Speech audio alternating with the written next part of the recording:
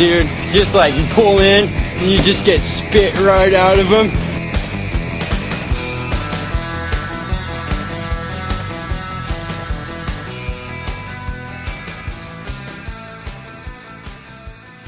Well, here we are, the Carve Up, Week 2, 2017. Harrow and Silky on the desk. How are you, mate? Yeah, it's good to be back. We had a big show last week, but, mate, I'm really excited about today's show. Got a couple of special guests from over your side of the bridge, mate. Couple of QBC boys, I believe. Yeah, mate, we've got Tony and George Pittar from the Eratap Beach Resort in Vanuatu, and good to have you here today, boys. Oh, it's a pleasure. Good to be here. Yeah, it's an honour. Well, mate, tell us, you're a suit, Tony Pittar. Now, hold on. You give him a bit more of an intro than that. Come on, Tony. That's it. I'm a Mate, suit. That's it. Done. No, listen, you've had done the perfect sea change. You know, for the people who listen to this podcast, you know, mostly, dare say, 30 plus. But, you know, you worked in the corporate world for a number of years, Yeah. and then you decided to toss it in and build a surf resort or a resort in Vanuatu, mate. Give us the story. Yeah, that's exactly right. Look, I've done the 20 years in the suit, the university thing, going to work in the city 9 to 5, Monday to Friday, sitting there in the room looking around going, don't feel like I need to be here, I don't want to be here, but had to do the hard yards. And it was just simply as time went on, I just figured this can't be all that life's about. You know, there's got to be more to life than this. And, it was a question of trying to work out what to do. And it was about thinking, what are all the things I love to do in life? Travel. I like meeting people. I actually enjoy dealing with Indigenous people, you know, and I felt like I needed kind of all of that in a life. And the only thing I could think of doing was a resort offshore. How did you find that your place in Vanuatu? Did you have a list, maybe Fiji or Tonga, or was it what was the process? Yeah, and that was a big part of it because location is everything in this game, and I spent honestly 6 or 7 years looking for the right place, and that was taking time out from work, using up all my annual leave to jump on a plane and go and research these places. Wow. I checked out. I went to some ridiculous places. I don't know what I was thinking, honestly. Yeah. I went to Fiji. That was one of them, but that was more towards the end of the journey. I started out in the Marshall Islands. I went to Kiribati. I went to the Federated States of Micronesia, Ponape. I went to Tonga, and I was looking for just something a little bit different. And this was the late 90s, and back then flights were easy to come by. The airline industry was growing exponentially. All these remote places were becoming, plausible, basically, whereas before it had just been you had to be close to major networks. And so I thought, okay, I'm going to go further afield and be the first guy to set up a place somewhere wild. And that's what I did. But then September 11 came along, 2001, and that really changed everything. All these regional airlines collapsed or restricted their flights. And so all these outer-lying islands that I was thinking of doing stuff in became not an option. It ended up like being on the moon.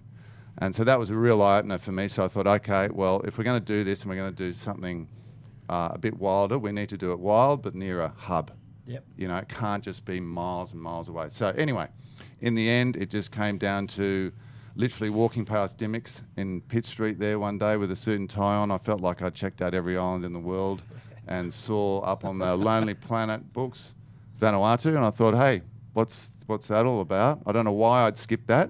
I don't know what that was all about, but looked it up, saw it had a multitude of islands, and then started researching it, and literally got a map out of the islands and looked at this particular place that I ended up, and there was a village nearby called Eratap. That's the name of the village, and that's the only word that was on the map. So I typed that into Google. I typed in literally land for sale Eratap and scrolled through the pages, and there was this terrible website that had land for sale in Eratap. I had no idea where it was or what it was like.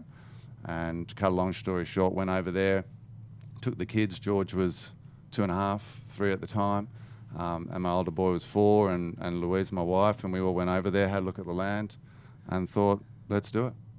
Great story. Yeah. Tell us about the swell direction and how consistent it is in the trade winds, and when's the best time to hit Eratap Beach Resort? It's really hard to pinpoint a precise time because you can get great waves any month of the year, and terrible waves any month of the year.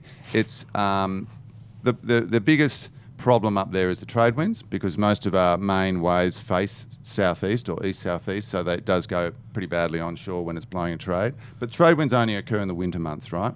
So May through to, say, July, August. So that can be an issue, but again, those trade winds vary year in, year out. And if you haven't got a big trade wind year, then you're going to get plenty of swell during the winter months and not many trades. Well, via Skype this week, we've got swellnet's forecaster, Craig Brokensha. How you going, mate? How you going, guys? All right? Pretty well, mate. It's been a bit of a slow week in the wave department.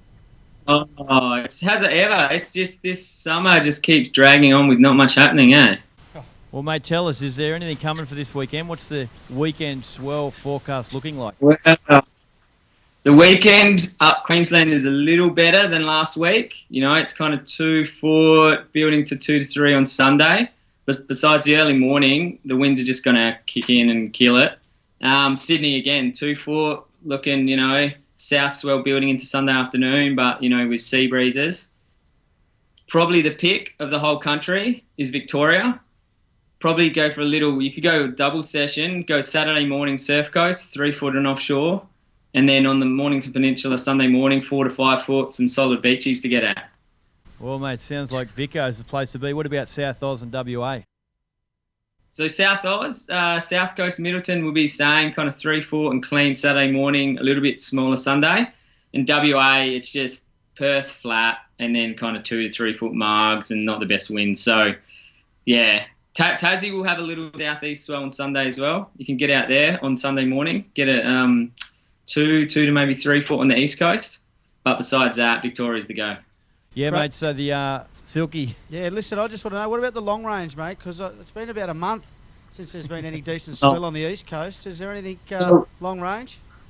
Not Sydney, not much. Up on the Goldie, they're going to get a bit of trade swell, but it's like 3 foot with the odd 4 foot set. It'll be consistent all next week, and winds will go more kind of southeast, so the points will be all right. But, yeah, it's nothing big yet. There's still kind of waiting for something to brew up.